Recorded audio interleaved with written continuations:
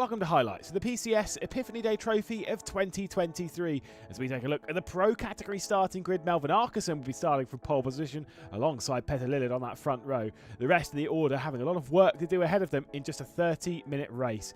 In the AM category, it was Morten Bredesen taking pole position alongside Rickard Huerholm, Matthias Karlström and Martin Brisenheim locking out positions 3rd and 4th. Emil Volander looking to go back-to-back when it comes to podiums, starting from 6th. And onto the race then, a standing start at the Hockenheim Ring for 30 minutes of thrilling action. It was Arkeson starting from pole position, but having a very bad start to the race, dropping back to 5th position on the race down towards the first corner, allowing Petter Lillard to take over the race lead from 2nd position on the grid. The race down towards the 2nd corner would have a couple of issues and drama, mostly for Bredesen, seeing all of the Pro category guys having a couple of issues as he was working his way up the order. The AM category leader having a fantastic start to the race, moving up to 8th overall. Arkeson was back down the inside of Peter Pucci to move up into 4th position. The next one up the road was Modin, but further up the road than that, it was Jens that was trying to take over the race lead. Got to the inside, going through the fast kink, but then Lillard would send one straight back down the inside, going into the arena section, and boom, would move back up into the race lead. A very quick switch between them before Arkeson and Modin would come into contact, leaving that arena section, dropping down the order. But it wasn't just in the Pro category where there was drama. Karlström running out wide, coming into Mobile 1, opening the opportunity for Huerholm to come through with a little bit of a dicey move. And the three of them, with Jonsson behind, were all very tightly packed in the battle for 2nd position in the race. Meanwhile, Arkeson and Modin would once again come into contact, coming through the final corner.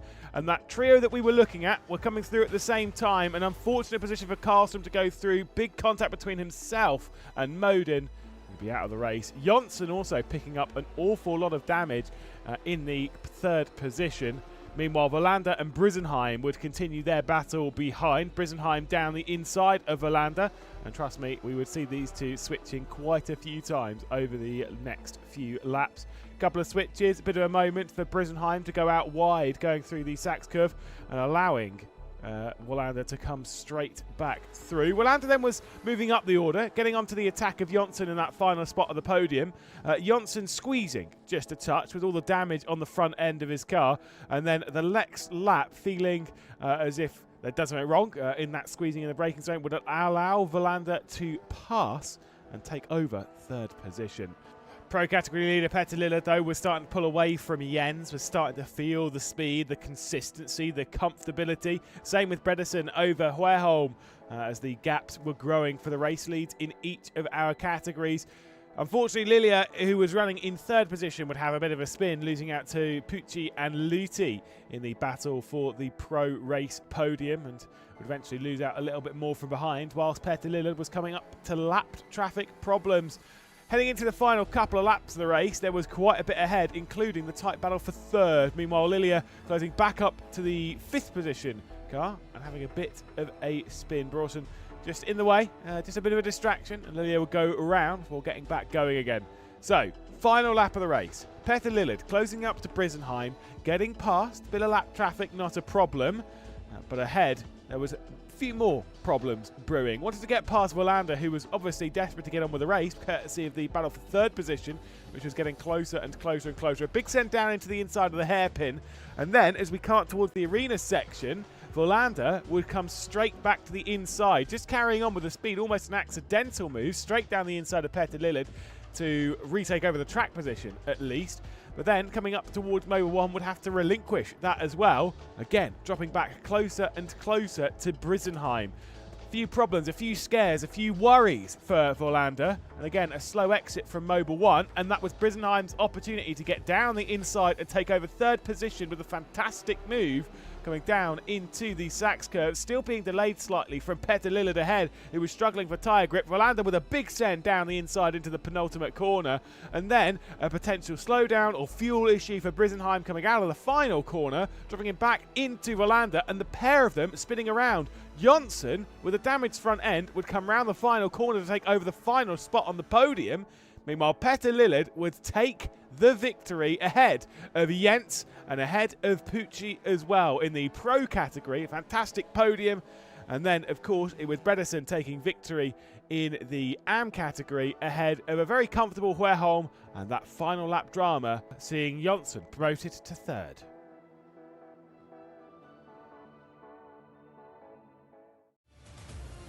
Well, hello everyone, and welcome back to the PCS Epiphany Day Trophy. It's the third year we've done this, and once again it is myself, Lewis McGlade. It is Cameron Rodger alongside me in the commentary booth.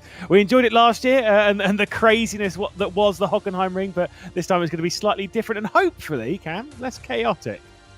Yeah, the Hockenheim ring was a lot of fun, but we did see quite a few spins. So hopefully today we get a nice, clean race. But it's certainly a lot of fun either way. Getting the Porsche Club Sweden go out on the track and seeing just how they can race in the simulation world. Yeah, indeed. Talking about the schedule, if you've joined us in years prior, you'll understand kind of how things are going to work. But again, kind of similar to what we've run before. We've got a qualifying session that will open in a few moments' time. It will be a full half an hour long session, divided up. The first 15 minutes, the AM drivers will go out. We'll talk about the cars they'll be in a moment. And then after that, it will be the pro drivers going out in their cars for their 15-minute session, or part of the same session. And then we'll move into a 30-minute race, both classes out on circuit here at Silverstone. And then obviously we'll have a little chat to who's won and who's done what, which is always a bit fascinating. But Cam, the circuit that we're taking to is Silverstone. It's the Grand Prix circuit. It's a lot of fun. It's like I say, it's wide open. It's a very different challenge to what we've had before with Anderstorp and with Hockenheim, of course.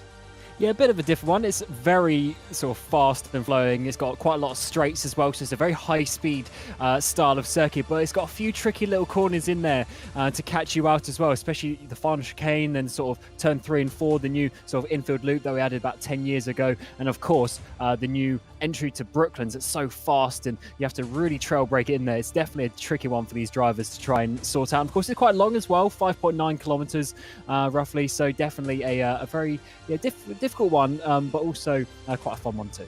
About 10 years ago. God. Yeah, it's getting quite far along. Yeah. There you go. Could you not remember the year? It's 2010. Yeah. We're getting old.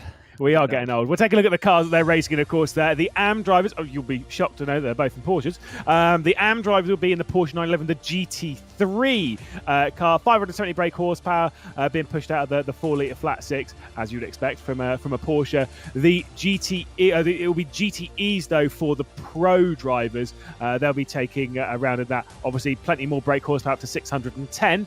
Obviously, 4.2-litre flat six from them. Slightly lighter, bit more downforce. Two very different cars to drive with obviously their different categories.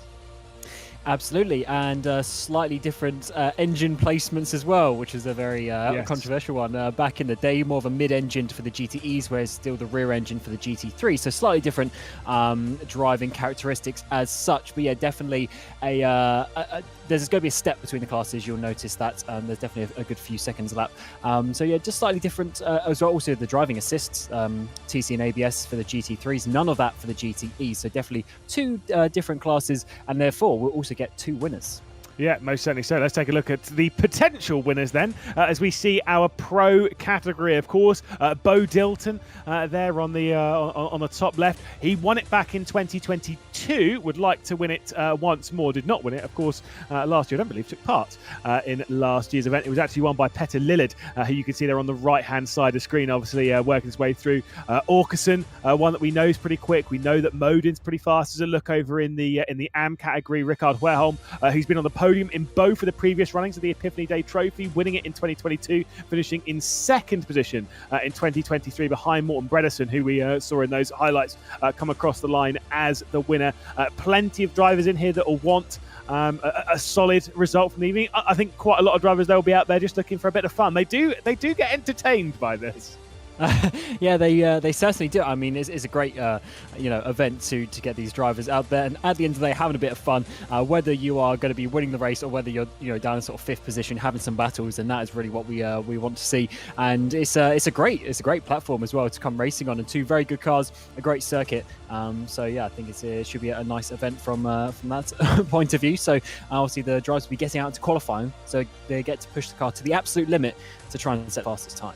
Yeah, I'll just give you a bit of an update as to what's happened in practice, by the way, because we're about to finish the final moments of that practice session. Melvin Orkerson is currently topping in the pro category, while Stuart Brandt is the one topping in the AM category.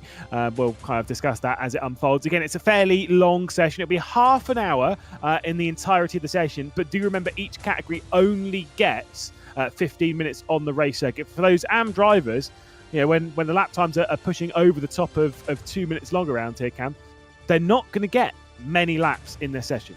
Oh, absolutely not, especially when you have to consider out laps as well, is really going to go quickly, as you're saying, over 2 minutes lap for the GT3. So that means they have a little more pressure to get their laps in, and when they only have a handful of laps really to do so, and especially if you want to get yourself up towards the top, every lap is going to count. So therefore, even in a 15-minute session where in some ways you might feel like you have a bit of time, yeah, you definitely have some pressure to get those lap times in, and a little bit harder for the drivers to perfect every single braking point, every single apex to try and set the fastest time. It's not going to be an easy one to get pole position today, I don't think. No, exactly. It's just about nailing clean lap times. I think the drivers like Richard Welm, who came up runner-up last season in the AM category, would desperately like to go slightly better when it comes to the 2024 counterpart of the Epiphany Day Trophy. It's great as well, because for a lot of these drivers and teams and stuff, and obviously us as commentators here on RaceRoom, it is us essentially starting the new year. This is our first major event. Obviously, we're going to go into the RaceRoom Rank Championship and all that kind of stuff, and there are plenty of events across the entirety of 2024 that are to come here on RaceRoom. But this is kind of like the one that starts it all off for us. So if you are joining us for the first time, Happy New Year. Yeah, absolutely. It's going to be a great year of racing. So much to come, as you're saying, and RaceRoom, great platform to go racing on. So going to absolutely love to see what is going to come over the course of the year. And this is a great one as well, because it's a little bit, something a little bit different to what we normally do as well. It's great having Porsche Club getting involved. And of course, for such an important day as well, the Epiphany Day is a national day as such. So definitely good to get that, to get that on record, on stream. Hopefully these drivers can get their name out there, and obviously those will be speaking to them later in the commentary booth as well to see their thoughts. Yeah, indeed. And obviously everyone on the grid's Swedish, if you haven't worked that one out. I did see Jack Keithley in chat. Unfortunately not eligible because he's not Swedish. However you want to... I was about to say where he was from, but I can't actually remember. I always really... I think it's Suffolk. Because I said once he was from Norfolk. He's not. So big rivalry.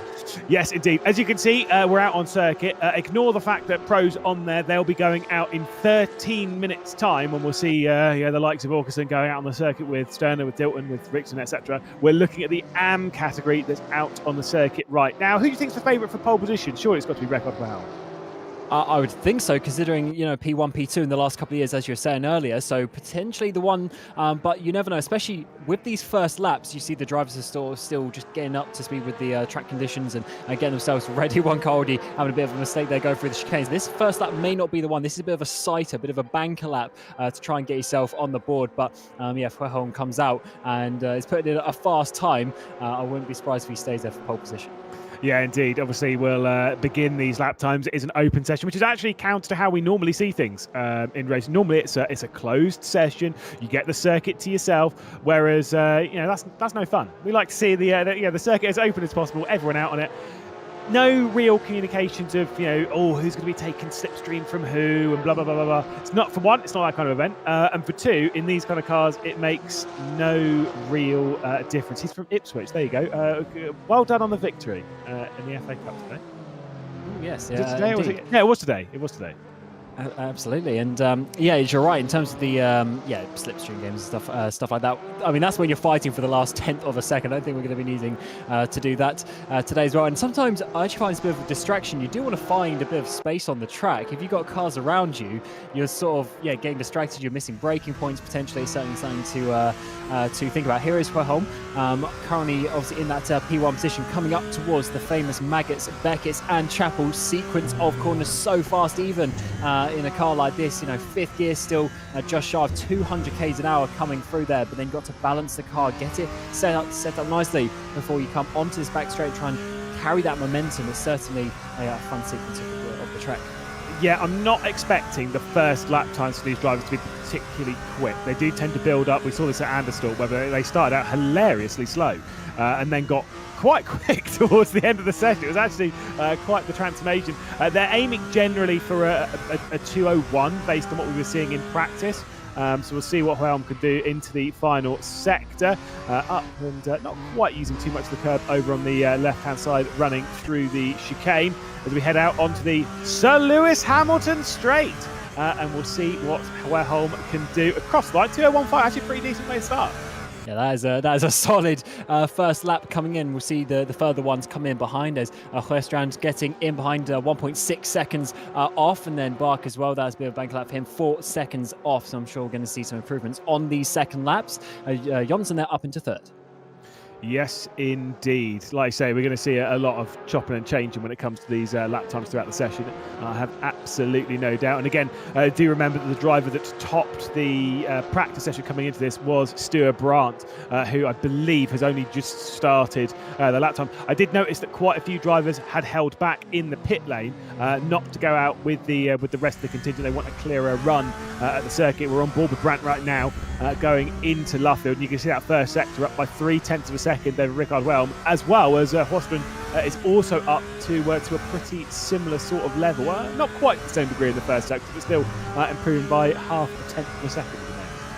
Yeah, some nice lap times coming in this time round. Yeah, I think, as you say, some drivers trying to get a bit of an offset going, trying to get out of the way of the traffic as such, to get a clear lap in, and you can see there's barely anyone up ahead of them. That won't be distracting them too much. Looking at every single apex, trying to nail them and trying to get the car flowing through this sequence of corners. The less you steer and the less you're sort of on the brake pedal, it's how you keep that momentum going through this part of the track. Car moves over to the right-hand side as well, maybe just trying to get out of the way, but that's actually going to be a bit of slipstream down this back straight.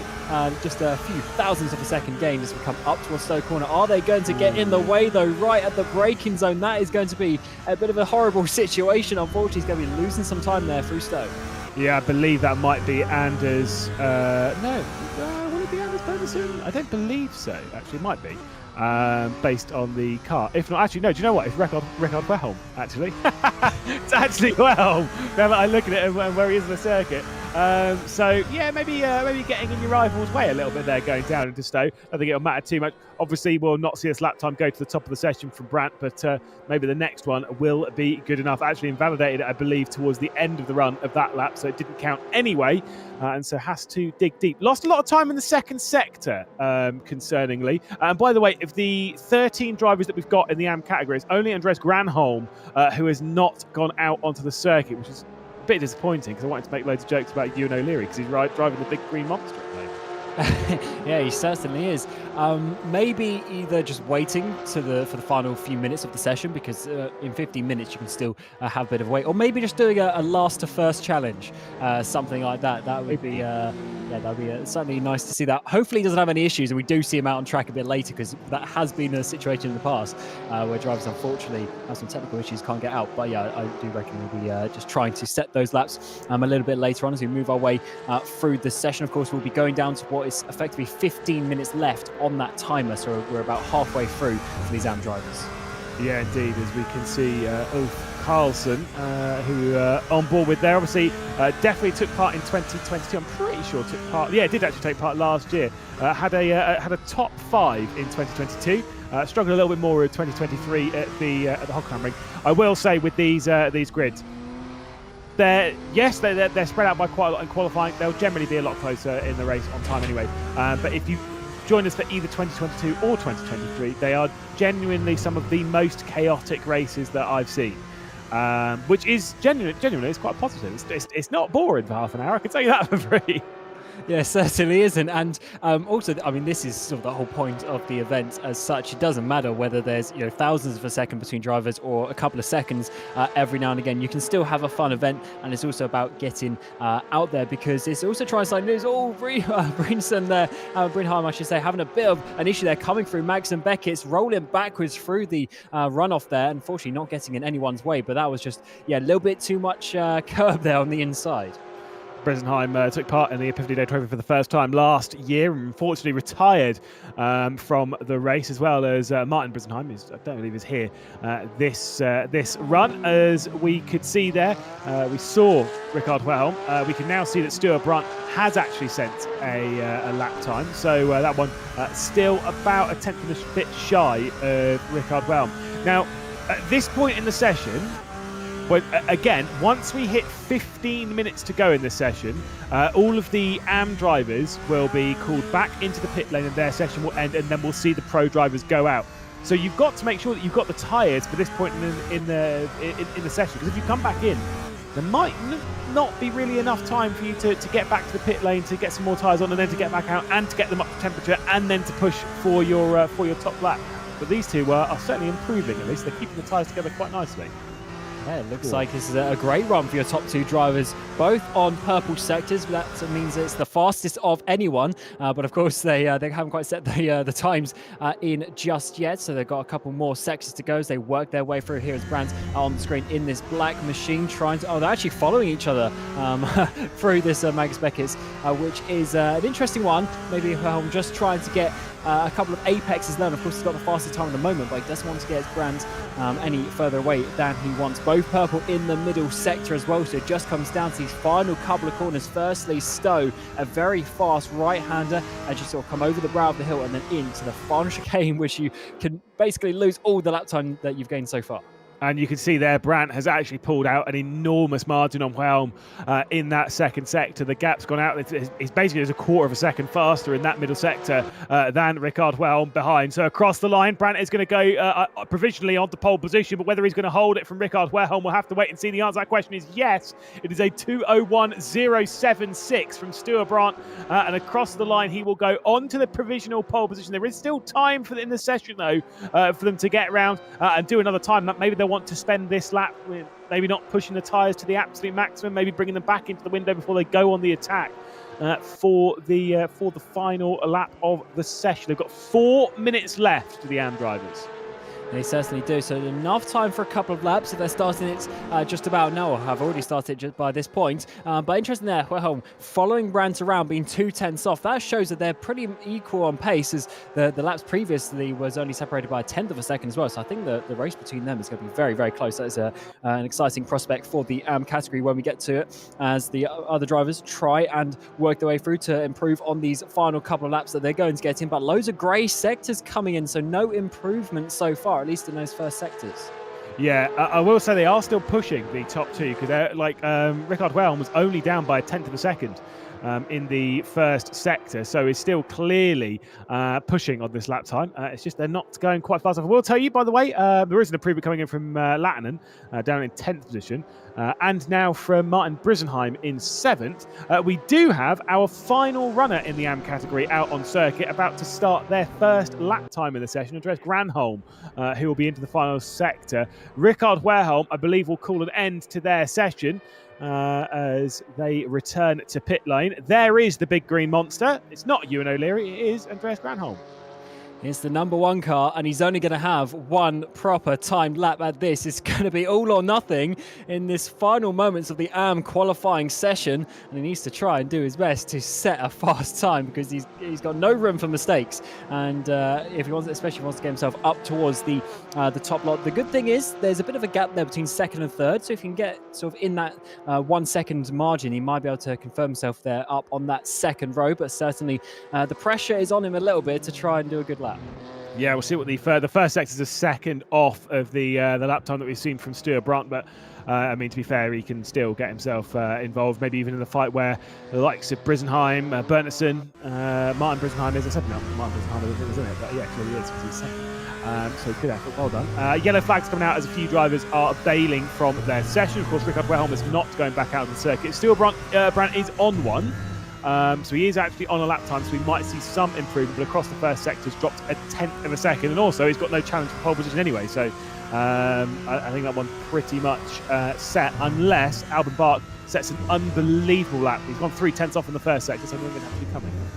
Yeah, maybe not for pole, but it would be good to close in that gap at least, just to show a bit of pace. And he's got a little bit of understeer there in the car as we work our way through with Granholm still on board. Looks like he's going to be on the final drive to set a lap time in this session, already coming up to 16 minutes remain, so just over a minute left for these AM drivers, and it's a couple more corners for Granholm. He is a couple of seconds off though, unfortunately at this point in the track, so may not be up there towards the front, but maybe a top 10 is his goal, as we now have 12, will be 13 once he puts his lap time on the board as well. And drivers in this AM category. Final chicane chunks the curb there. What can he do out the final corner?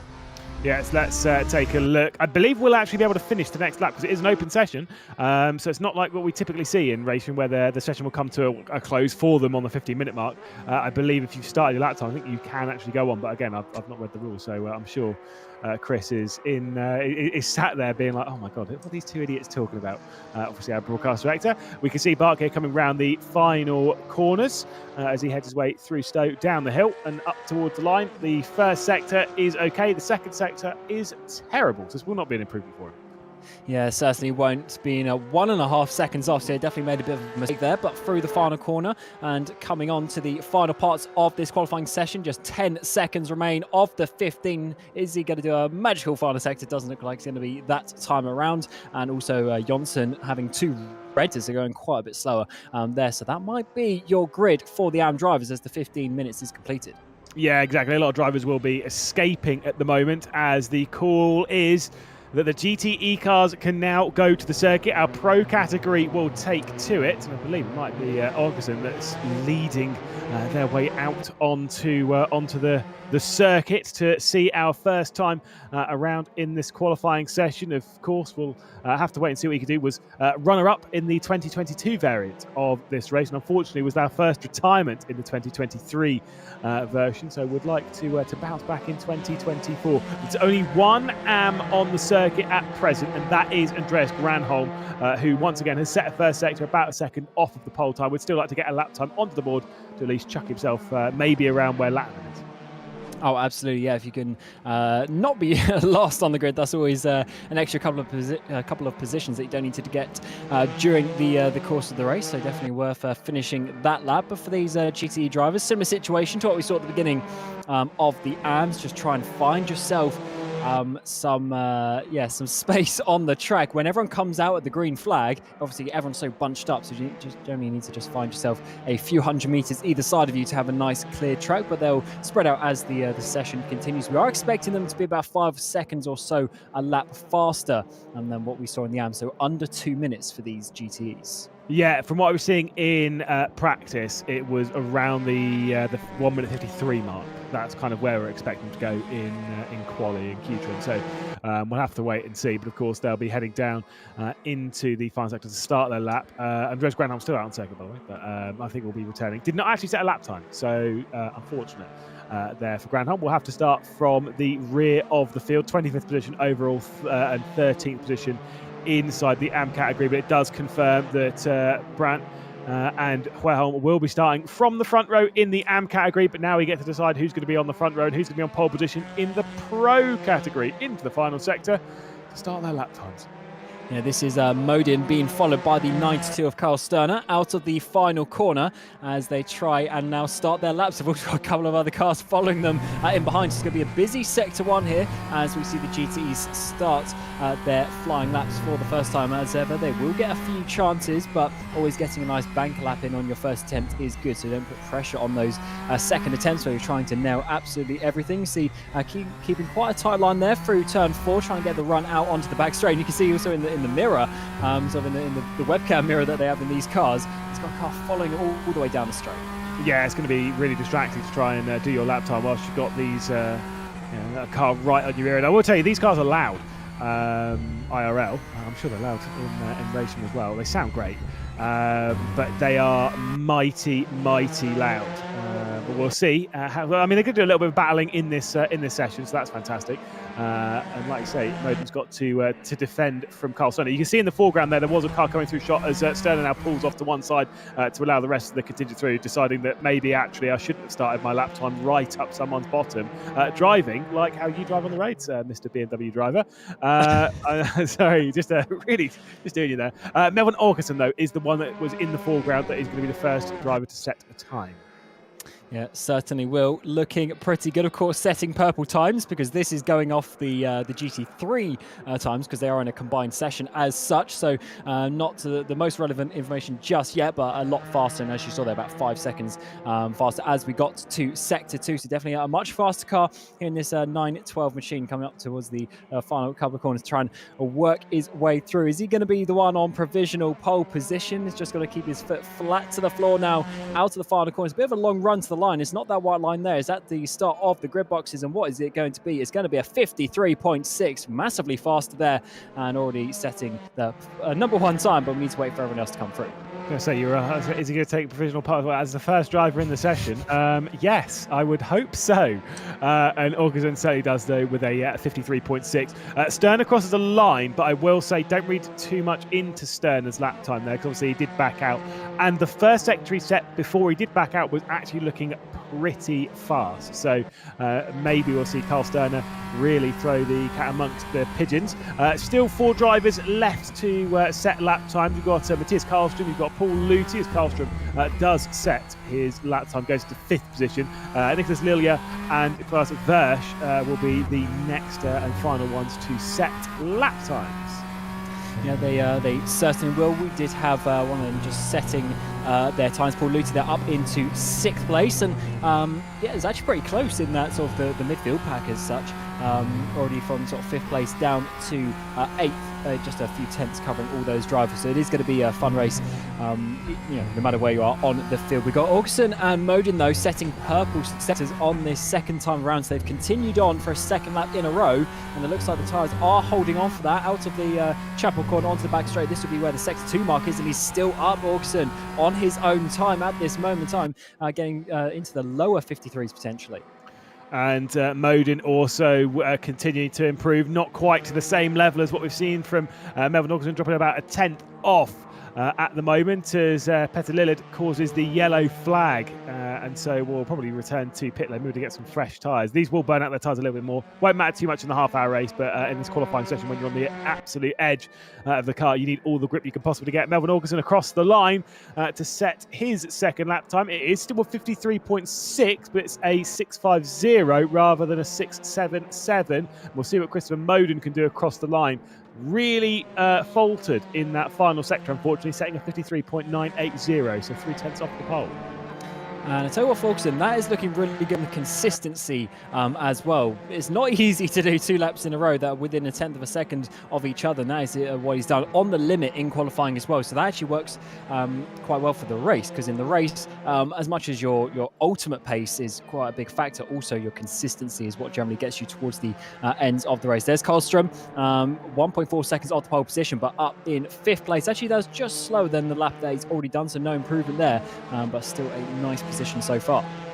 Purple first sector once again coming in from Melvin Aukerson. Moden has bailed from his lap time, so he's 1.3 seconds off in the first sector, maybe just trying to bring his tyres in. Carl Sterner has actually set pretty solid first sector, about half a tenth off of the pole time at the moment. Of course, sits at the rear of the field. We know has got the pace based on what we saw in the earlier stages of this qualifying session. So we expect the driver to move up from the 11th position. The only one that's missing from the GTE Pro standings, well, never mind then, is the person that's in 11th place, which is Versch.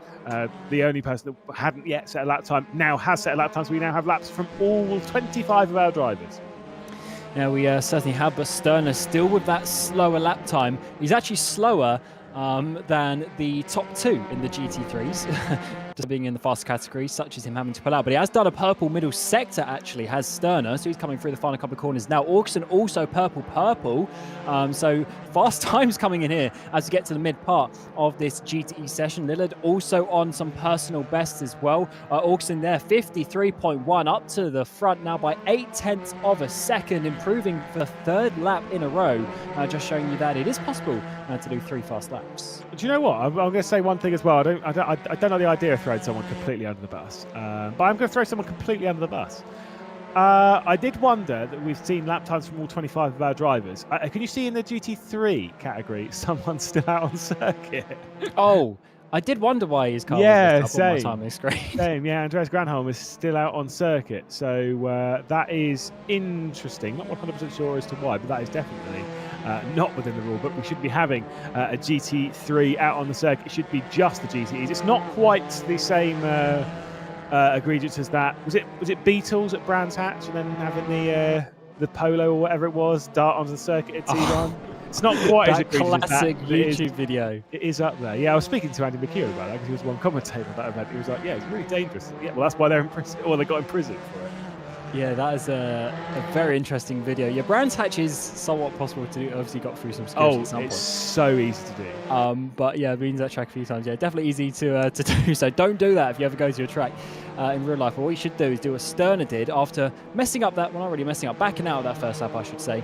He's now got up into second place. So that is very nicely indeed, because 53 seems to be a fast lap time today, and he's less than half a second off Orkson, as we're seeing Lillard here. Had some green sectors in that previous lap, not this time around in the first sector, but as he comes through Chapel, he'll be able to see if he can improve. No, he doesn't this time around, but still the driver's pushing hard. Well, Orkson did improve. That's the important bit. He's gone down, like you said, he's gone down to 53.164 on that third time lap, which is impressive, fair enough. But he now will cause the yellow flag and probably bail from his... He's actually pulled... he's onto the left-hand side over here, actually. That's why the yellow flag has come through. There you can see Orkson just slowing down on the circuit.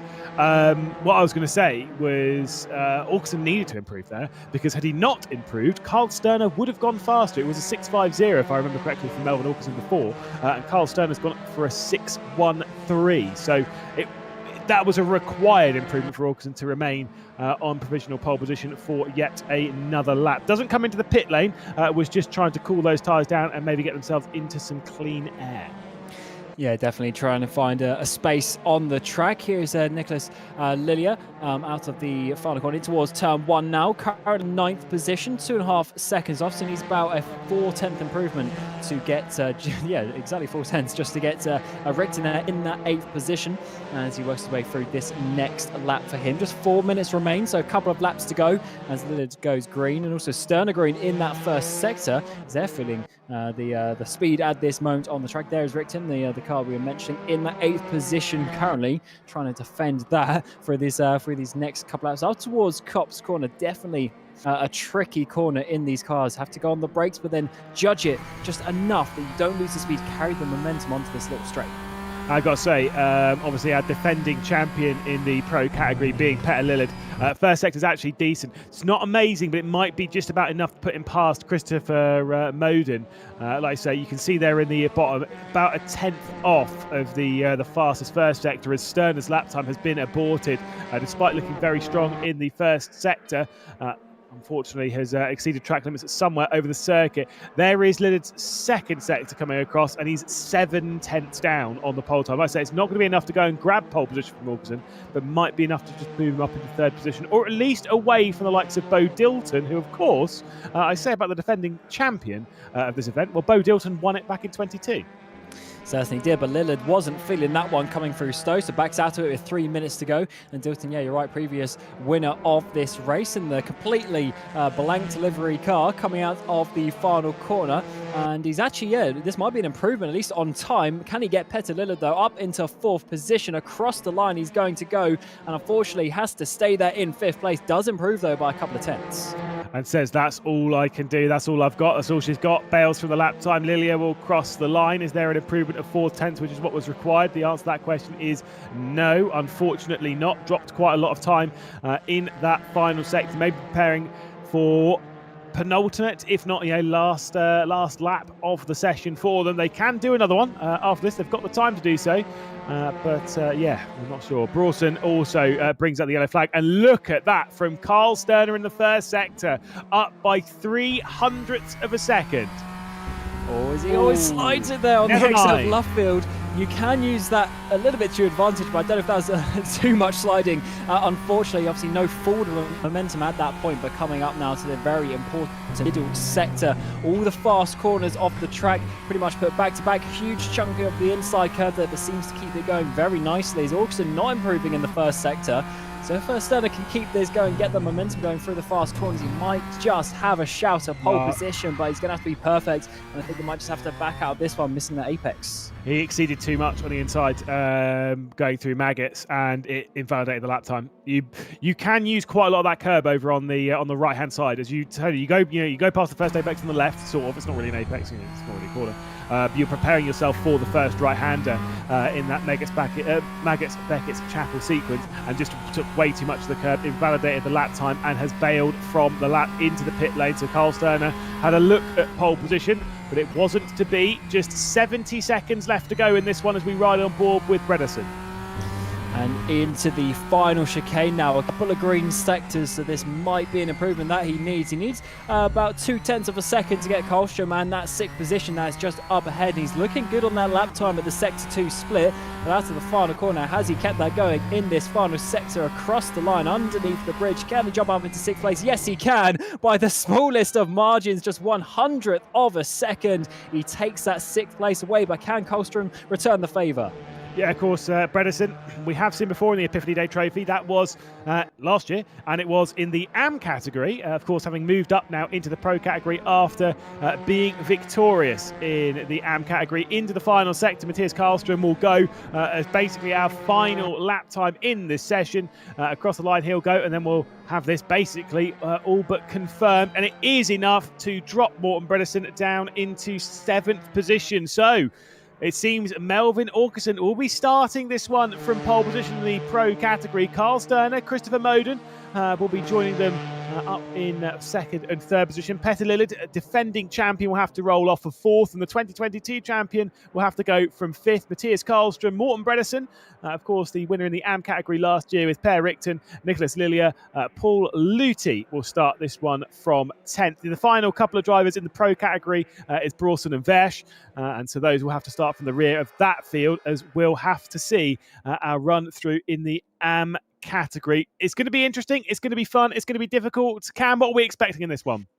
I'm expecting a little bit of carnage potentially in that first braking zone, turn 3 and 4. But then once we get going from that point, it's just going to be a battle of the consistency to try and see who obviously is going to come out on top. 30-minute race is a decent amount of time, enough to have some good battles. Obviously about maybe 15, 16 laps you might just get into over the course of the race. So really the ones who can keep it in a straight line that are going to be up towards the top. Yeah, indeed. Of course, we're going to head into the race. Half an hour. It will start in literally like 25 seconds. And we'll get to see who's going to be our champion in the Epiphany Day Trophy. If there's one thing that we do expect from these races, it is carnage. And it's normally in the best way possible. It is exciting. It's fun. It's enjoyable. The grid have a really light-hearted approach to this. And it's always a lot of fun, especially when we catch up with them post-race. But do you think our pole sitters are going to take victory, or do you think it's going to have to come from somewhere else? We'll have to wait to find out. Åkesson will be starting from pole position in the Pro category. Brandt will be starting from pole position in the AM category as we get ready for the 3rd Epiphany Day Trophy, this one of 2024 here at Silverstone. We are underway. A couple of stalls in the background. I think Paul Luthi has got off to a terrible start in the Pro category, and he's been swallowed by the AMs into turn 1. We focus on Carl Sterner, who has to remain behind Melvin Åkesson as we race our way down into the Village Loop section. To the outside, Sterner's going to go to try and take the race lead. It is not going to work there as we look down into the mid-pack of the Pro category. Brandt has also been able to hang on in AM, and Huostron is dropping backwards. Yeah, spinners there in turn 3 and 4. That's carnage. It's a car park there at turn 4 as we see cars backwards and cars filing in as well. Loads involved. Brisenheim and Huostron involved with that one. I think Jonsson and maybe Melander also spun around there, having some issues already at the start of this race. Unfortunately, yeah, that first hard braking zone catching out a few people as Brisenheim takes the lead in the AM category as well. Herholm, he dropped down to 5th, but he's got back up into 2nd. One retirement already. Bo Dilton out of the race from the Pro Pro category. I can speak, don't worry. So we're down to just 11 runners in the Pro category. All 13 remain out on circuit, but the big hit in the AMS is to Stuart Brandt. He finds himself down now the order and dropping down even further, potentially with quite a lot of damage on his car. Now down into 10th position from obviously starting from pole position, and unfortunately that damage is probably going to relinquish any chances of him being victorious this afternoon. But it does mean that Rickard Wehelm back onto the podium, maybe looking to try and get past Brisenheim to take victory in the AM category, whilst we do have a three-way fight in Pro. Fantastic to see. Yeah, just trying to follow the tower as best as I could through the opening lap for the AMS, and it was all over the place. At one point, Bark was up into P1, and he's dropped down. Wehelm was down to 5th, and back up into 2nd. They were all over the place as they were trying to jockey for position on that first lap, and here is Brisenheim in the lead in that black machine, and in behind is Rickard Wehelm in the green machine, trying to chase him down for that lead. Only 4/10 of a second is the margin as we're going almost a little bit side by side in towards the braking zone there. Here's Firstren, who's one of the cars involved in that spin at turn 4. Move for the race lead. Rickard Wehelm has got through on Brisenheim. So that was a move that was coming down into the chicane to end the lap time. You can see there in the foreground, that will be Klaus Versch, and you can see the one coming through. This is on board with Paul Luthi, who of course in the Pro category had that terrible start. Whoa, and there's a big crash in the background. There goes Bark out towards the barrier. And yeah, unfortunately, that'll be his day pretty much done. Yeah, that car is pretty toasted on the front, and the bumper's all crumpled up, and even if he can continue, he's going to be very slow. Huge send there down the inside there by Hirstrand. Oh, too much contact on the inside, and unfortunately, with a bit of a dive, has been half spun around. He's dropping further down. That was that Granholm? Yeah, diving up the inside, just not quite enough room. Yeah, and Bark is out of the race, unfortunately. So we do have 2 retirements now to add to the list. There's a little bit of a look down the inside. Melander trying to get past Lattinen, sent it down the inside, and Lattinen says, yeah, do you know what? I know how these races work. I've done this a couple of times, so I'm going to let you pass for now, and I'll use your slipstream to try and close my way back up, as we can see Horstrand also getting past, or defending rather, from Brisenheim, from Andreas Brisenheim, going through the Luffield sector. Very close, though, in the race lead for GTE for the Pro category, as well as Carl Sterner is going to remain right on the rear end of Melvin Aukesen, but at the moment we do have a checkout from the top 2, so Modin's not quite got the pace to keep up. Yeah, I do think it will come down to these 2 drivers. Looking at the pace from qualifying, but it really now comes down to the consistency. What can Sterner do in that regard? Can he keep up the pace, stay in that rear mirror? Because when you're there, you're always putting that little bit of extra pressure on, and it makes it so much more difficult for the leading driver to concentrate when they spend half the lap looking in the mirrors trying to avoid that, as that was Versch and Luthi batting at the back of the GT. So Luthi is potentially not going to be last after recovering from that poor start. And here is also down the back straight and the battle with Lattinen as they come in towards the braking zone, but not quite close enough. Hirstrand definitely has the advantage at this point. A little bit slower there actually through that apex, so just dropping a bit of time. Yeah, and obviously you can see from that Horstrand working his way up now into 6th position on the road. So like I say, some solid progress being made, but it's going to be a long afternoon after that spin. But of course, we're only a couple of laps into it. As you can see, Paul Luthi has got past Klaus Versch, who, weirdly enough, and I don't really know too much as to why, the methodology as to why, the entirety of the Pro category is running on the soft tyres, with the exception of Versch, who is running on the medium tyres. Everyone in the AM category is running on the hard tyres. There's confirmation of the tyre compound that's being used. It's just Versch is the only one who's the outlier in either category. Very weird. Yeah, that might take into account some of the speed that he's obviously lost in those first couple of laps as well. And it did look like the car maybe was crabbing a little bit on the straights. But yes, I wonder if that's just because he's a little bit worried about the tyre wear towards the end of the 30 minutes. I mean, the tyres should last, the full hours. That's generally what the fuel tank is. But maybe just a little bit more comfortable on those medium tyres. As back to the front in the GTEs, we've got a race on our hands. Sterner is definitely not letting Aukesen get away. Yeah, and Melander is meandering his way back down the field, unfortunately. I think there's been a bit of a spin somewhere for him, and now behind Ulf Carlson as well. You're absolutely right. We do have a battle for victory, as Lilia has also had an issue in the back end of the Pro category. So a couple of spins coming, and it's, like I say, it's going to open up the opportunity for some to gain positions. But at the front, no mistakes being made from the top 2. Melvin Aukesen and Carl Sterner separated by absolutely nothing. I love the flash of the headlights there down the front straight. just letting him know that he's still there. And it is a bit of a defensive line, actually, for Åkesson. Sterner has the upper hand at this point of the race, as we're sort of onto the fourth lap of the race now, trying to work their way through the first sequence of corners. And Sterner now is, of course, then going to get a little bit of slipstream down this back straight. Is it enough to close up? Maybe not for this next corner of Brooklands, but enough maybe later on in the lap, as Rigton's had some sort of issue. He's dropping down as well. As is Ulf Carlson. So we're getting plenty of dramas from those in the background. So if you want to see, again, there'll be a highlights package after the race, and I'll do my absolute best to try and catch all of the chaos that we've had in the opening 7 minutes. There's still half an hour, 23 minutes left to go in this half-hour race. And like I say, the battle between these two is going to surely be exceptional. It might come down to a mistake. Silverstone is notoriously difficult to pass at, and I think mostly comes down to the fact that the average speed's very high around here.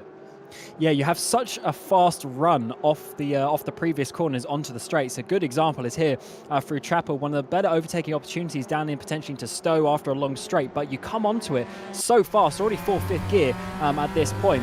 So you don't really get that run as such as you would if you sort of can't get the traction out of a slow corner. So that generally also just shortens the straight in terms of time. So Sterner needs to find a way through this.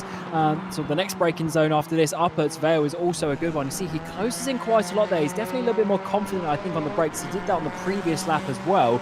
So Sterner might be able to just find his way to close up. And yeah, it all just misses the apex, though, a little too late on the brakes that time. Yeah, just pushing it a bit too hard. And like you're saying, the fast run that you get going out onto the Hanger Straight is also met by quite a quick corner at Stowe, and it's the exact same thing on the Wellington Straight as well. As you come out of Aintree, you're going rather fast out of that section out onto the straight, but then Brooklands is fast enough where the apex is most of the way around the corner. You're kind of like trailing the brake all the way around it, which means that you can't just dive one in really. You've got to set the move up from about here. It's a really tricky circuit to go racing at, and it's kind of why when you generally see a move around Silverstone, it normally is a world-class move. You don't just get too many boring, I'm just going to send it down the inside and hope for the best. But the good bit is also, because it's such a forward, that's a big huge send one, so we'll get back to that, because Granholm almost had to defend there, as Herstrand was looking for a big send to try and get up another place, but in the end actually lost out with that by about a second. Crazy how you can be almost overtaking and then be a second back. Anyway, you were saying about moves and stuff. Yeah, it's such a fast-flowing track that you can actually, in some ways, you can really put a lot of pressure on them. And there's another send, though, from Granholm, trying to get his way through Bertrand onto the podium. Wow, the difference in braking is absolutely crazy between these three drivers. They're probably opposite sort of order on lap speed, but they need to try and find a clean way past as Bertrand there, coming through Aintree onto this straight. And it is a track that does provide some good battles. You can really stay close, push people, and that is where you can force them into mistakes. And I think that is what we're going to be seeing these trio do as we come into Brooklands. Don't worry, Cam. One day you'll be able to make a point without being interrupted by an overtake attempt. Don't worry about it. As Bredeson's going to drop down the order after a spin for them in the pro category. Bit of a shame there, and that you can see where it is on the map. It's actually going through the exit of Maggots and Beckett's, and actually will retire from the race. Will Bredeson on his debut in the pro category after winning in Am last year. Unfortunately having a bit of a struggle. There's a bit of a struggle there from Granholm, just going for a bit of a slide, going through Cox, and now the opportunity might be open for Horstrom to maybe potentially make a move here, but realistically speaking, they're all going to hold positions. Such a lot of curb being taken there on the inside. They're going to have a lot of confidence there. It does unsettle the car a little bit if you take it wrong, but if you get it right, of course, you're shortening the track. And it's a good run here out of Chapel, getting a little bit of slipstream down the back straight. Will it be enough? Granholm sort of stays in the middle of the track now, goes to the left-hand side. That opens up the door on the inside for Herstrand to keep down towards the apex. Actually, though, around the outside. Wow, that is a huge defensive move there by Granholm. Herstrand not sending it enough at the apex, couldn't make the move. Can't get past the big green monster like that, but maybe you can like that. Big send down into the chicane. Not able to get through, and Granholm is doing everything he can to fend off Horstrom at the moment, who of course dropped off of the rear of this field with an attempted move going down into Village a bit earlier on in the race on the second lap, and now has caught back up and would desperately and dearly love to get back onto or get into the podium positions, and right now I'd say absolutely has the pace. Probably not the pace to go and maybe catch Richard Whelm, maybe Brisenheim. But realistically, I think he'll feel a lot faster at the moment than Granholm, who's taken so much of the curb going through the loop. That is going to be a terrible exit going down into Brooklands. But this just shows you one thing is catching, another thing is passing. He's been stuck here for about a lap and a half now. He's got the run down this back straight in towards Brooklands. It's a curving braking zone. He goes up the inside, sends it to the apex, goes wide though, and Granholm's going to have the opportunity to come back. Bit of contact between the two. Thurston just about holds on to that, but he really had to work hard for it. Granholm tried his best, but that time round has to give up the place, and that is Thurston up into fourth. Yeah, completes the move then. Like I say, it was maybe a little bit more difficult and maybe overdrove it a little bit too much into Brooklands and nearly had the car of Granholm firing his way straight back down the inside. We see some battling a little bit further down as Latanen opens the door for Melander to come straight through. What is happening in the foreground there with Emil Jonsson? That was very bizarre. Yeah, I think maybe just slightly didn't look at the screen, or maybe just got caught on that curb down the old pit straight. But that was almost a huge crash. I mean, that is almost top speed in these cars. But was able to hold on to it for his currently 6th position. But look at the sort of train of cars. There's 3 cars coming in behind for Brisenheim, Melander and Latanen, all within about 3 seconds. So you've got to be careful keeping it on the road. Yeah, that was, like I say, silly mistake. Let's be honest, we've all driven into things whilst not looking at something, or whilst potentially falling asleep and then driving straight into a wall. Or, didn't you hit a gantry at Spa once? I did hit a gantry. Yeah, that was in an endurance race, and I was sending a text. Don't text and drive. No, you were sending a text. Oh, God. Yeah, and it was through the little kink on the Kemmel Straight. But, of course, that's an actually... Move for the race lead. Carl Sterner's going to get through on Melvin Orkerson, so there is a switch between these two. We'll hold your text messaging stories for a different time, because once again we're interrupted by some of the fantastic action that we're getting here in the Epiphany Day Trophy. The inside line's being taken by Carl Sterner as Melvin Orkerson's going to try and get to the outside. Oh, he was going to go for the up and under, makes contact with the rear end, then has to back out because obviously he doesn't want to gain a position in that kind of circumstance. Yeah, I love that. That's sportsmanship right there. Makes a bit of contact, almost spins his rival. He had the opportunity just to floor it and go around the outside, but decided, no, we'll have a nice and friendly race, which is good. So Sterner does keep the position for now, but Orkerson, of course, we know he's got the pace, but can he have enough to come back? We've already seen him take almost half the race for the lead to change, and now he's going to have to try and repay the favour with that one, as we're seeing on this back straight now, Lilia, and then, of course, Luti just in behind in that blue machine, having some struggles earlier on, and only able to get as high as 9th place so far. But wow, this race is a bit of chaos, isn't it? You look anywhere and they are having some battles up here now for 3rd place in AM. Yeah, Horstrom's been able to close up to Benson.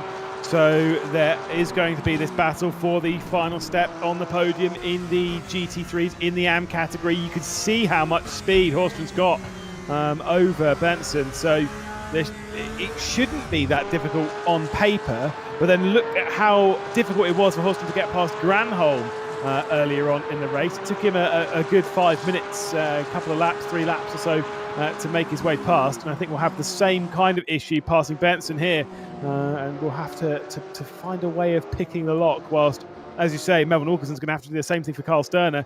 Second half of the race has to go on the attack. Or a bit of a half look there down the inside to Vale. So we've seen this a few times with Horstrom. He's clearly a lot more confident on the brakes than a couple of the cars that he's been around, but he's almost too confident that he chokes himself up, gets a bit too close. Says, we go side by side once more with some traffic. One to the left, one to the right, out onto the hangar straight. That was very impressive when it came to a defensive move, shall we say, from Carl Sterner.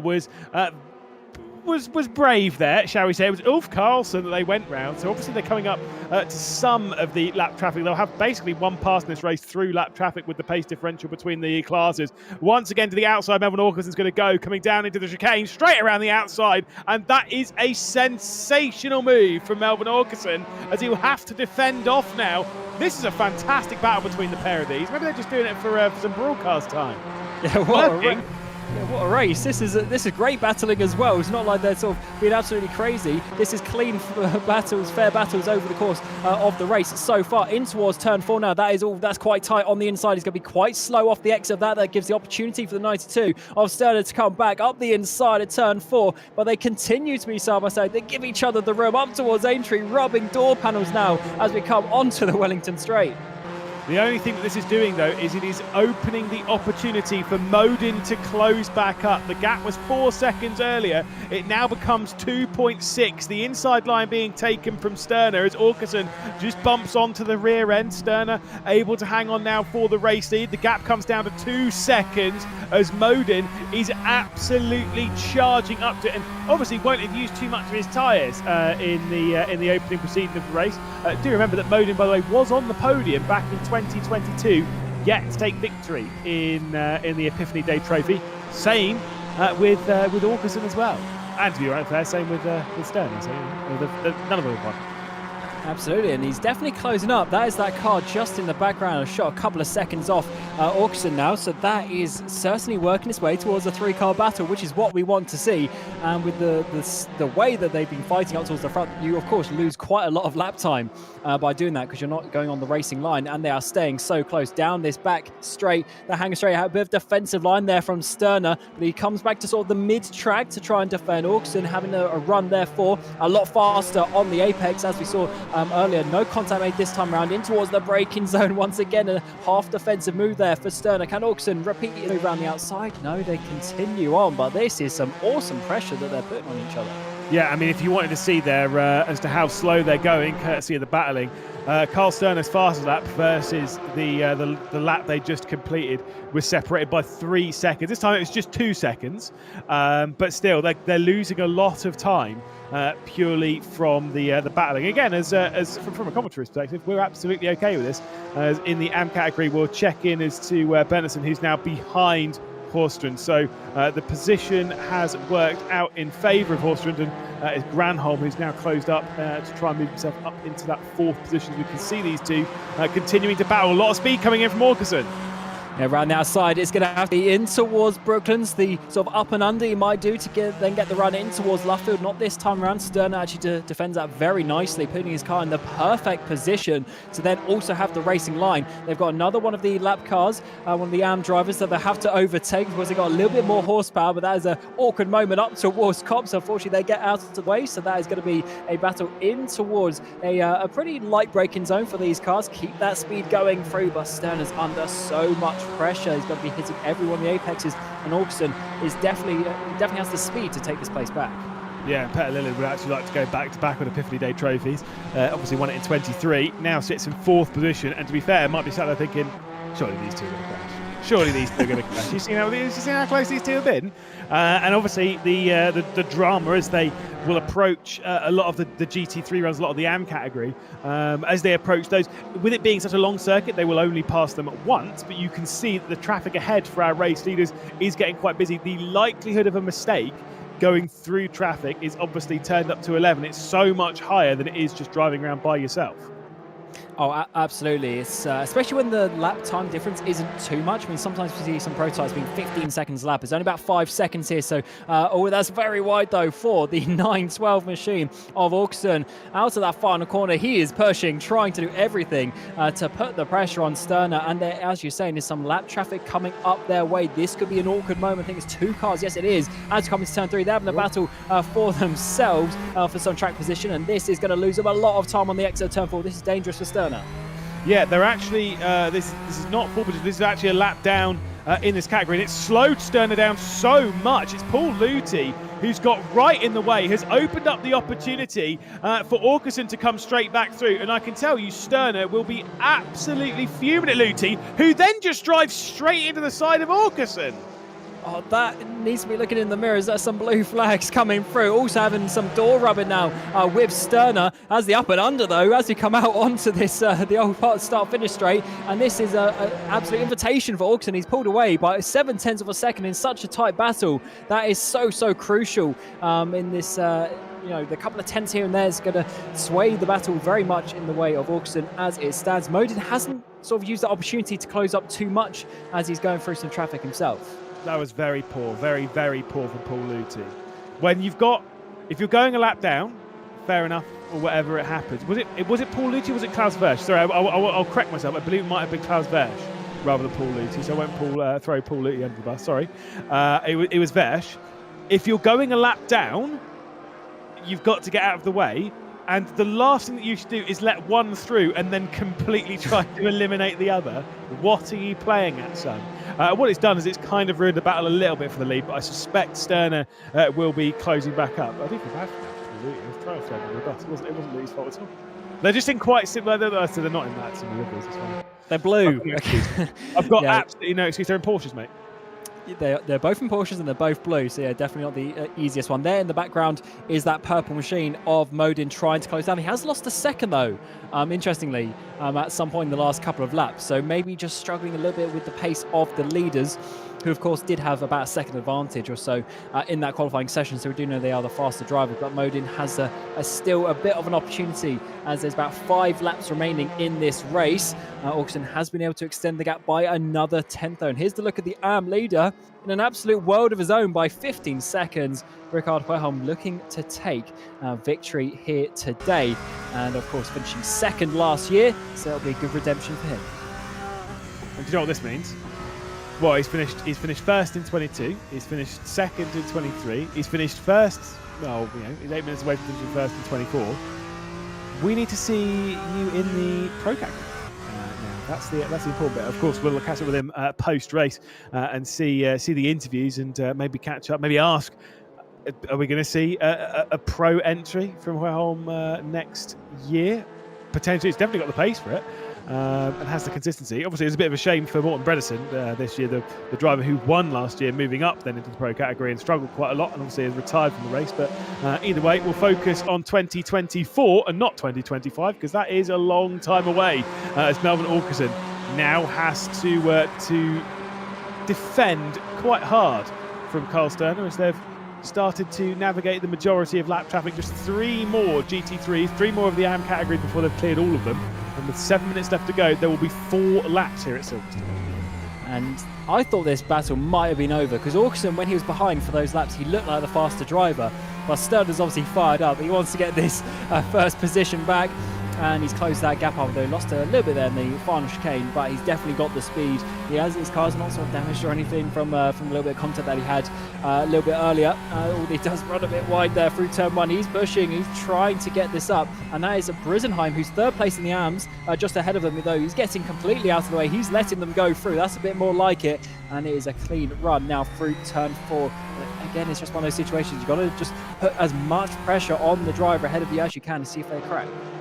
Exactly. That is what it's all about, and especially around here, the likelihood of cracking is quite high. But with 4 laps left to go, there's still plenty of time to find a move. And these 2 Porsches, they will be separated by very little, you hope, across the line. They have, since their battling has stopped, courtesy of the gap between them, it's actually worked out slightly in their favour. If you want to look at it from a positive standpoint, is that they have completely removed Modin from the chance of taking victory. It was down to around 2 seconds. It's now back up to 5. As the top 2 have completely checked out from 3rd place. So it'll have to just be a settled podium for Modin. I say it's all right. It's back on the podium like he was in 22. I mean, that's all the minimum result, I guess, for someone who's looking to get towards the top. A podium is a solid result, and definitely can't take anything away from that. And that's looking not quite so close or quite so confirmed in the AMS as well, just about 3 seconds. And also there's Birdson and Granholm getting very close in the 2 green machines in the background of shot just a little while ago. So obviously you need to look out for that, but also look out for this lead for the overall pro class, as they're getting very close in towards the final chicane once more. Sterner, he's definitely got it in him to get the overtake done, but where can he do it? He's got to get his car placed in the right position, try and get Augusten offline, but not this time around. That car that you saw going off a little bit in the background was Horstgen, so just getting out of the way of these 2 has no reason to risk trying to hang on. Currently sits 7 seconds clear of Brisenheim, which is amazing considering he spun on lap 2 this very portion of the circuit. Either way, Augusten taking an absolute defensive line going into the 3rd corner of this Silverstone circuit. And once again, as we head through the loop and out towards Aintree and onto the Wellington straight, it is Augusten with the advantage by 0.3 of a second. 4.5 minutes left on the clock, 3 laps left to go here at Silverstone. Just around basically 15k from where we are on the circuit right now as we return to Northamptonshire down into the Brooklands corner. Augusten able to hang on for now. Certainly is. How long can he hold on for? A little bit too much curve there at the beginning part of Luffield. Doesn't seem to hinder him too much, as there's just a little bit of slide from Stern as well, really trying to push the limits as they come out onto the old start-finish straight. Less than half a second between them, as there has been for a couple of laps now since Auxin was gifted back that race lead. Completely different racing lines as well they take through Cops. But somehow they continue on. Yellow flags as Latinen's had some issues, about a minute off the lead now in the AM category, and that's not going to help his day too much. So much more speed being taken through by Sterner as he really closes in. Yeah, Sterner's risking everything now to go after this victory. Does not want to finish runner-up. You know, obviously, who does? Melvin Aukerson already knows what the pain of finishing runner-up is. Finished runner-up back in 2022. Carl Sterner hasn't been on the podium ever in the Epiphany Day Trophy, and so would like to do so in the best possible way by taking victory. There'll be 2 laps left to go. Melvin Aukerson defending. To be fair, he's putting his car in the right position everywhere on the circuit right now.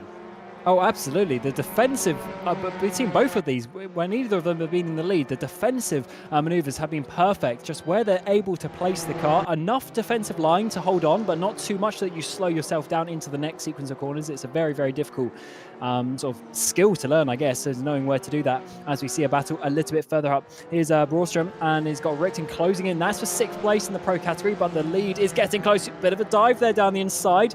Is that going to hinder the exit? Maybe not quite enough. They stay nose to tail. The thing is every single lap that passes, every corner that passes, and there isn't a move, it's kind of like you've got to get braver, you've got to get more risky. The defensive line's being taken from Aukerson down into Brooklands. You can make a move around the outside here if you're brave enough, but a bit of lap traffic there they have to navigate before heading now through the Brooklands and Luffield complex. Where do you make a move around here? There aren't many opportunities. Once you've gone through Maggots, Beckers and Chapel and out into Buckinghamshire, by the way, just ticking that one. I will do the full check, yes. Once you've gone back out into that section of the track, you've got Stowe, you've got the chicane, you do have a couple of opportunities, but you're only getting 2 more times to see them, as much slower going through Cops is Aukerson. Yeah, is that a bit of nerves, not having the confidence to take the speed through the high-speed corners, and as ever the tyres will be a bit worn by this stage. Oh, a bit of a send down the inside, potentially not quite enough through the Beckett's part of the circuit, but at least Sterner having a look at every single opportunity. I think the final chicane is probably one of the best overtakes, just because of how hard that braking zone is, but Aukerson survives another round through the fast corners and in towards Stowe. This time around, he needs to just put his car in the right place. Oh, he goes a bit wide though as Sterner closes up once more. I think Aukerson might be struggling with the tyres a little bit more compared to it.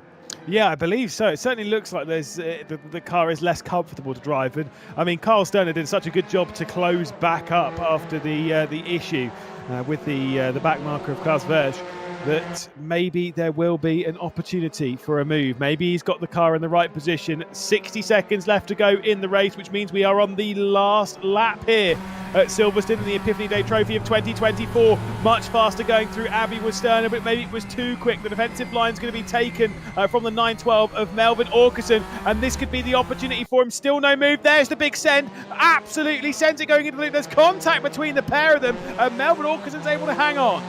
And that was Verholm, the AM leader, sort of half trying to get out of the way, half trying to do his own race, as the leaders in the pro category continue their battle. We've seen this all race long. It's been an awesome one as 30 seconds remain on the clock. Sterner still trying to find a way back through. He had the lead in the mid part of the race, lost out with some lap traffic, and he's had the speed, but Aukerson has put his cars in the absolute perfect position to hold on, and that is another good move through the first sector.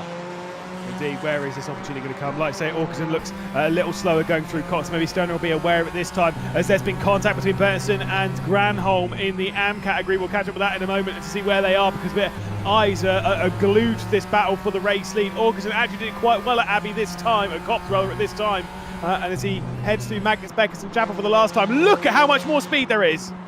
Oh, he attempted this a couple of laps ago. This is going to open up the outside line. He doesn't choose to do it. He goes to do the switchback. Lap traffic in between them. Almost contact as we come through the King, through Chapel, onto the hanger straight. Almost contact with the lap traffic. And now, is it going to be left? Is it going to be right? Where do you want to go for the race lead?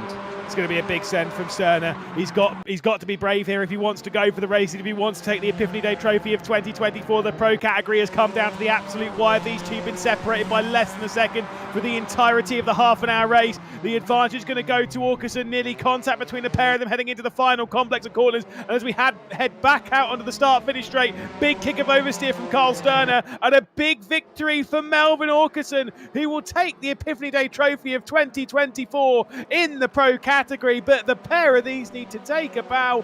What a battle it was. Excellent driving and a defensive masterclass shown there by Melvin Åkesson. Yeah, that was so much pressure on the final lap, and he was able to hold on, even with Huerholm there, and just almost getting in the way slightly, just by virtue of where he was on the track, but he was able to hold on, and of course, Huerholm taking victory in the AM category by an absolute country mile. It's going to be about 17 seconds in the end by Herstrand, who had a great comeback after the issues on that first lap, so that's a good job from him, but unfortunately that just hindered his progress in having a battle with Huerholm for the top of AM. Yeah, indeed. But you got to say, Huerholm's been absolutely fantastic. As once again, we'll take a look at Melvin Åkesson. I mean, to have defended like that, obviously didn't lead every single lap, did lose the lead for a very brief period, and had to work his way back into it. As we look at Benson, Granholm will be across the line. And bearing in mind these two are running in 4th and 5th going on to the last lap of the race, they'll be pretty disappointed to come across the line in 6th and 7th. Yeah, it'll be interesting seeing the highlights package, how that happened. I guess they were having a big fight for 4th place, and then contact is my assumption with that one, because when the yellow flag was out, they were basically at the exact same time on the standings. So I think, yeah, maybe a spin there or so, but at least some great battles happening up and down the field, and that was a pretty entertaining race, I'm not going to lie.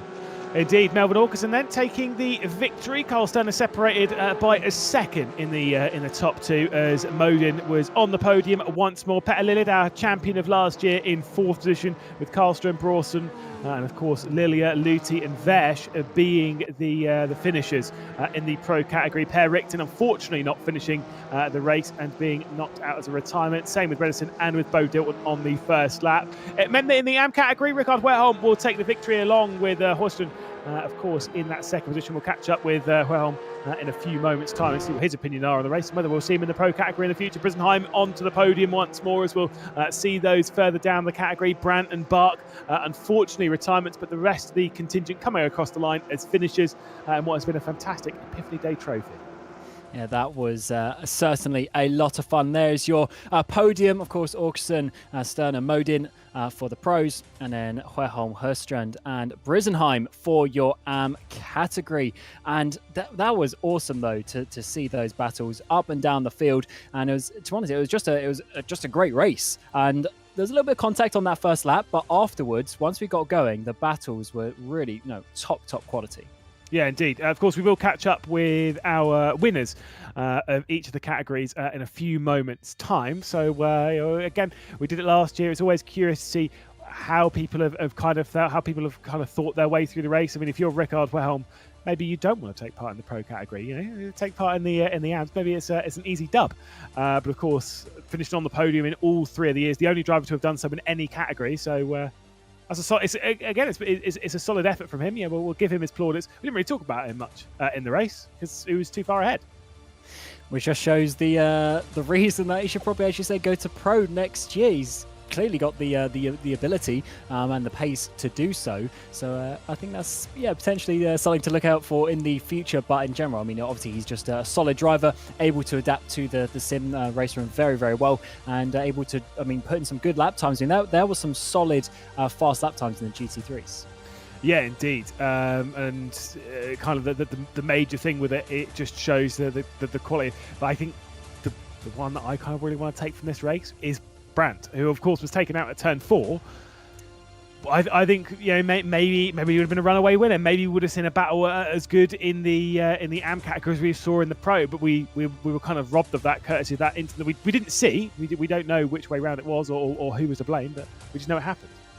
Yeah, unfortunately, there was about 3, 4, 5 cars involved. I think it was down at turn 4. One of the pro drivers got spun around, and that just caused a chain reaction of cars coming in behind, which is not the ideal situation to be in. And it is a shame when you're in that second class, you're sort of governed by what the top class as such do in front of you, because there was a standing start, nose to tail. There wasn't, a 100-meter gap in between the classes, so definitely a difficult situation.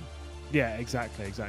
And like I say, kind of it is what it is. That's racing at the end of the day. But alas, it has happened. So I say it was exciting. It was interesting, and it was a lot of fun.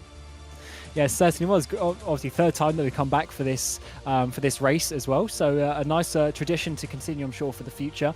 And that now sort of adds some history to it as well. So hopefully some drivers start, ticking their name off the victory list and maybe try and come back, get a bit of a rivalry going for the future years. Yes, indeed. Now, I will be having a little bit of an interview in just a moment, so don't worry. I can see they're all joining the Teams call, so we should be having a quick chat in a moment's time. I think we should probably start with Rickard Helm, who I hope will be on camera in just a second, and maybe we can see exactly. You can see we've got Horsten and we've got Helm. We'll go with Rickard first. Talk us about your race there. I mean, victory for the second time in the Epiphany Day Trophy. You did fantastically. Yeah, it was a bit unexpected, really, because we drove the same category of cars last year, and I have a very old kit, so I can't really calibrate my pedals, and so it's more like on and off with both brake and throttle, and to drive a more powerful car, it makes it much more difficult than the GT4 that I normally drive. Now, obviously, we've seen you in the AM category for 3 years now. Obviously, you had a win in 22, finished on a runner-up position in 23. In 24, obviously, another victory. 25, we're going to see you in the pro category, maybe? Or how's that all going to work? Oh, I don't know. I drive very little. I mean, I only practice like 2.5 hours for this race, and I normally don't drive in between competitions, so... but who knows? Maybe. But I need to buy some more modern equipment before I join the pro class. Hopefully we'll look forward to that in 25. We'll go over to Henrik now and have a very quick word, because you had quite an exciting race. Dropped back down the order. You put on some great battles on your rise back up into second place. How'd you piece that one together? Yeah, I think it was 2 big crashes quite early in the race. So I lost quite a lot of places, and then just beat it, try to do your best, and then I managed to work my way up through the field. So yeah, it was a good race. Set my own personal record on the track. That's always good to do in the race. That's a pretty solid one. From your point of view, when you take part in an event like this, is it more just about the fun, or does the result really matter to you? The result matters, definitely, yeah. So I've actually been practicing quite a lot. So when I started here at Silverstone, I think I started at like 2:08, and then now down to 2:02. So 6 seconds of practice. So practice makes perfect. Absolutely. Well, fantastic to the pair of you, to Rickard, as well as you, Henrik, to the pair of you. Thank you so much, and thanks for putting on the great show that we've had. Yeah, thanks for having us. Yeah, thank you. Thank you. And there we go, Cam. Great stuff to from them, and lovely to see. Again, positive spirits from the pair of them, and a very well-deserved podium, a very well-deserved victory from Rickard well. Yeah, absolutely. It's always great to hear from the drivers after a race to get their initial reaction as well. They're very quick onto the team score as well, which is always nice. So a great race, especially from Helm. The victory, the margin of victory that he had was certainly quite astonishing. So definitely looks very comfortable for going into 2024, looking very fast. Yes, indeed, and like I say, that's exactly what we want to see, and how we want to piece things together. I'm just getting myself ready once more for the next batch of interviews as we prepare ourselves for the pro category, and we'll see exactly what's been going on in there. But I'm sure they've got plenty of things to say, Cam. Oh, yeah, absolutely. Especially with the race that they had. The battle up towards the front. Multiple times there was lap traffic getting a little bit in the way. Even on the final lap, Helm almost swapping that around with the big dive that we saw up onto the inside of turn 4. So definitely a crazy race. And that is a top level race that we saw there. Just the battle itself, but for the length of time, because it's pretty much the whole 30 minutes of racing that they were battling. Yeah, exactly. It's always kind of like exciting to kind of see these ones. It just makes me kind of wonder as to what we're going to see next in the Epiphany Day Trophy. They say equipment being some of the problems for some drivers in this, and obviously moving into the pro category, a lot of these drivers, they know exactly what they're doing. They know how to piece themselves together. And Cam, it's just kind of it's interesting to see. Yeah, of course, the cars are always, a tricky one for some drivers to get used to, especially comparing real life to the sim. And there's obviously different ways of driving. And then, of course, between the GT3 and the GTE, the driving assist with the traction control and ABS being turned off for the GTE. And then also you add in the fact it's got more power and makes that even harder. So it's coming into the corners faster. So it's definitely a bit of a different driving style. And I think that certainly something that the drivers can learn over the time. And obviously this only happens once a year, so they do have a whole year to I guess, practice for next time as well. And especially considering they've had the same cars for a couple of years now. Obviously looking forward, I'm sure we'll use them again. So maybe, a little bit of practice coming in for that one. But I mean, overall, when you get the level of driving that we saw with that league battle, it's definitely just showing you that the battles can be done up towards the front. Yeah, exactly. It's going to be very interesting. Obviously, we do also have another little thing coming up in June as well, so we'll cross that bridge when we get to it. But I do believe we'll be joined now in interview with Melvin Orkison, who I don't believe has got his webcam working, but I do believe we will be able to still have a chat with Melvin, who put on a fantastic race. So ignore the fairly blank screen at the moment. Melvin, I mean, talk us through that race. That was absolutely crazy, and got to be said, one of the best battles that we've seen in a while. It was incredible. Yes, we can. Yes, absolutely. Yep. I'm glad to hear your voice. I did not believe that I would win that race. I want to say a big ups to Philip Sterner. He was such a good racer today, and I believe he was much quicker than me in the race times. But I just fought my heart out there to keep him behind. And obviously, we got some back markers trying to hinder us from coming through. So that was a bit of a traffic jam, you could say. But we managed to not crash. I can say that you want to ask the question, so you go ahead. Yeah, no, I was going to say, just like it that bit in the lap traffic. Well, I mean, me and Cam on cameras, we were on the edge of our seat. What was it like in the car? Going through traffic is difficult at the better times, but when you're having to deal with it in a close battle, that's insanely difficult. Yeah, when we struck the first back marker, I was just thinking to myself, don't crash, don't crash, don't crash, and I was a bit defensive. I believed I could have been more offensive to try to get through it more smoothly. However, I think Philip Sterner managed to get through that time, didn't he? The first time. Yes. Yeah, exactly. So, I just thought to myself, I hope we don't have much more of those. But obviously we did, and it was a very close finish in the end. I think he almost pushed me over the finish line, and we both did the defensive line into the last few corners. So it was an amazing finish, an amazing race. And as you can hear, I'm probably still a bit shaken, you could say, from that race. Yeah, it definitely would have got the heart rate up. Let's go with that. Again, very, very exciting to have seen. But now I kind of want to ask, what are we going to see you in next? Where are we going to see you in the eSports world? Obviously, fantastic result here, a victory. You've been on the podium in 22 as well. What's next for you?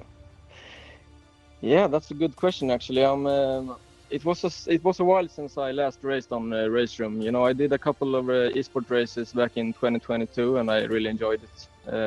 So I'm definitely gonna do a few more races this year, and hopefully with both Porsche Club, who is doing an amazing job at the moment organizing these events, and also RaceRoom eSports. Absolutely. Melvin, thank you so much. A very well-deserved victory and an excellent show. You can now go and have a drink and have a breather as well. It's been a difficult day. Thank you very much, Lewis. Have a great one. Yeah, you too. Wow, there we go, Cam. Absolutely excellent. Melvin Orkison there. A well-deserved victory and quite a nice chap there. I think his heart rate would have been through the roof on those last few laps. Oh, absolutely. There was so much going on with the pressure and behind with the cars going around. It's not easy to handle the pressure of those situations. It's easy to make a mistake, and there's a lot of adrenaline and everything going through your body at that point. But he was able to hold on even into that final chicane. Was able just to cover off that inside line enough to also get the exit out of the final corner. So yeah, brilliant racing and a huge congratulations again. Indeed, and that basically does it for us here in the Epiphany Day Trophy for the third year. Again, we've had an exciting run. We've had some very well-deserved victors. Of course, Rickard Huelholm as well as Åkesson, who we just caught up with there. Excellent stuff. Great from all of our podium as well. And thank you so much for joining. There will be highlights of this race, so keep your eye on the RaceRoom channel. It will be posted in maybe a week or so. Depends on whenever I get around to doing it. But obviously, we'll be back in June for a different event. We'll be back for that. And of course, if you are a subscriber here in RaceRoom, you can also check out the RaceRoom Ranked Championship, which does return very, very soon as well, just next week, before we have the final run into the end of the season in that one. And of course, you can just jump onto RaceRoom anyway and get yourselves involved in the racing action. I did so recently and had a hilarious time. It was absolutely excellent, if I'm perfectly honest. But from myself, Lewis McGlade, from Cameron Rodger, who's been alongside me, and of course from Captain Coffee, who's been bringing us the broadcast, we thank you so much, and we will see you next time.